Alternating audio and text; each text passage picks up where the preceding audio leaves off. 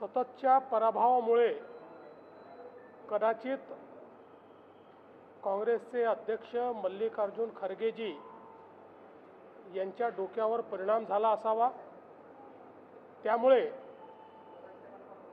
राष्ट्रभक्त, देशभक्त आणि ज्यांनी सुरक्षित आणि आधुनिक भारत तयार केला त्या मोदीजींच्या बद्दल अशा प्रकारचे त्यांनी अपशब्द वापरले आहेत।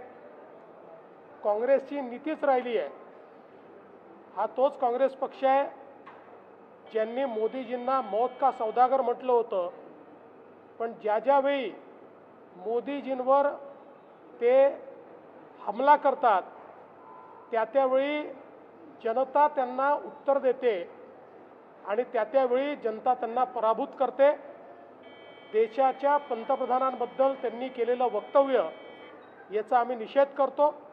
त्यांनी वक्तव्य परत घेऊन जाहीर माफी मागावी अशा प्रकारची या ठिकाणी आम्ही मागणी करतो।